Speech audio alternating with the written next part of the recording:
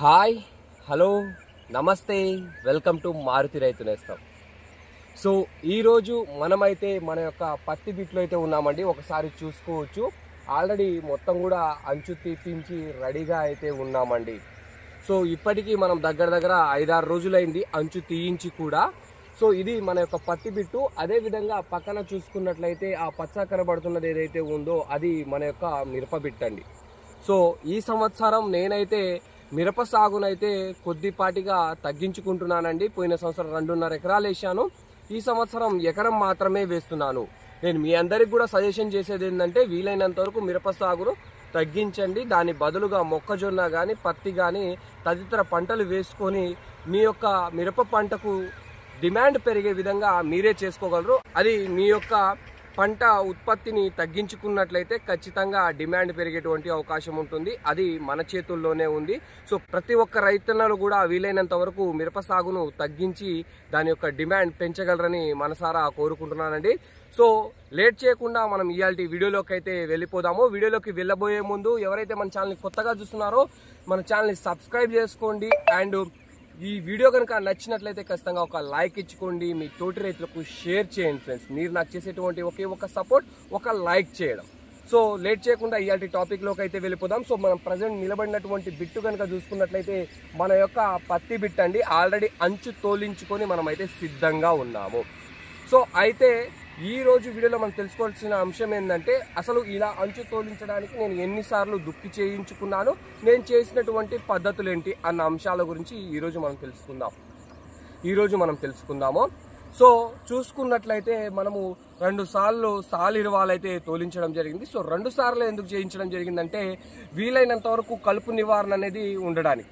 So కలుపు అనేది అంత త్వరగా పుట్టకుండా ఉండడం కోసం అని చెప్పేసి మనము 2 సార్లు మనము సాలిరువాలు అయితే చేపించడం జరిగింది. దాని తర్వాత రూటావేటర్ వేయించుకొని మొత్తం క్లీన్గా అయిపోయిన తర్వాత మనం గొర్రుతోటి మనము గుంటకతోటి మనమైతే అంచు తోలించడం అయితే జరిగిందండి. సో అంచుకు మధ్య గ్యాప్ కనుక చూసుకున్నట్లయితే ఇక్కడ ఒకసారి చూడండి, 1 2 సో 24 32 నుంచి మనకు 34-35 ఫీట్ల వరకు ఉండేటువంటి అవకాశం ఉందండి. సో మనము 2.5 నుంచి 3 ఫీట్ల వరకు మనం దూరం అయితే పెట్టుకుంటున్నాము. సాలుకు మధ్య గ్యాప్ కనుక చూసుకున్న ఈ విధంగా. అదేవిధంగా చెట్టుకు మధ్య చూసుకున్నట్లయితే ఫీట్ కంటే ఎక్కువ చూసుకునే విధంగా అధిక సాంద్రత పద్ధతిలో మనమైతే ఈ యొక్క పత్తి సాగు అయితే ఈ సంవత్సరం అయితే చేస్తున్నాము. సో గత 4-5 సంవత్సరాల నుంచి మనమైతే పత్తి సాగులోకి అడుగు పెడతలేము. ఎందుకంటే మా దగ్గర కోతుల బెడద అనేది చాలా ఎక్కువ అండి. సో అందుకని చెప్పేసి ఒక 3-4 ఇయర్స్ బ్యాకే మనమైతే పత్తి సాగునైతే నిలపడం అయితే జరిగింది. సో కానీ ఇప్పుడైతే మన యొక్క వీవర్ మహాసోదుల కోసం అదేవిధంగా ప్రజెంట్ ఉన్నటువంటి రేట్లకు గాను ఈ వాణిజ్య పంటలు ఏవైతే ఉన్నాయో మిరప వాటికి తగిన రేటు లేదు. కాబట్టి ఆ రేట్ అనేది తగ్గట్టుగా ఉండే విధంగా మనకు కావాలి అంటే మిరప సాగుని తగ్గించుకోవాలి. సో దాని యొక్క ప్లేస్లో ఇలాంటి యొక్క పత్తి పంట లాంటి వాటిని వేసుకోవడం చాలా వరకు ఉత్తమం అండి. సో కాబట్టి నేనైతే పత్తి పంటనైతే వేసుకుంటున్నాను. సో కాబట్టి ప్రతి ఒక్క రైతులు కూడా మిరప సాగును తగ్గించి దాని ప్లేస్లో ఏదో ఒక మొక్కజొన్న కావచ్చు, పత్తి కావచ్చు, మినుము కావచ్చు, ఏదో ఒక పంటని వేసుకొని మీరు కూడా లాభదాయకంగా నడవాలన్న ఉద్దేశంతో నేను కూడా ఈ సంవత్సరం పత్తి సాగు అయితే చేస్తున్నాను. 1 ఎకరం మాత్రమే మనం మిరప సాగు చేస్తున్నాం, 1 ఎకరం పత్తి సాగు చేస్తున్నామండి. సో కాబట్టి ప్రజెంట్ ఈ విధంగా అయితే ఉందండి. సో అంచు అయితే రెడీ అయిపోయింది. దీంట్లో మనమైతే ఇయ్యాల కానీ రేపు కానీ మనం విత్తనాలు అయితే పెట్టుకుంటున్నాం. విత్తనాలు పెట్టేటప్పుడు నేను మీకు ఎటువంటి విత్తనాలు వేస్తాను అన్న అంశాల గురించి కూడా క్లియర్గా తెలుపుతానండి. సో మ్యాక్సిమం మీకు చెప్పాను, రాశివారి షిఫ్ట్ వేసుకుంటాను అనుకుంటా 99%. దాంతోపాటు ముద్ర, వసంత్ సీడ్ వల్ల ముద్ర, ఇంకొక సీడ్ 3 రకాలు అయితే వేస్తాను. ఆ 3 రకాలు ఏం వేస్తాను అన్న అంశం గురించి మీకు క్లియర్ కట్గా నెక్స్ట్ వీడియోలో అయితే నేనైతే తెలుపుతానండి. సో ఇయాల్టి వీడియోలో మనం తెలుసుకున్న అంశం కనుక చూసుకున్నట్లయితే మనము అధిక సాంద్రత పద్ధతిలో పత్తిని అయితే సాగు చేస్తున్నాము.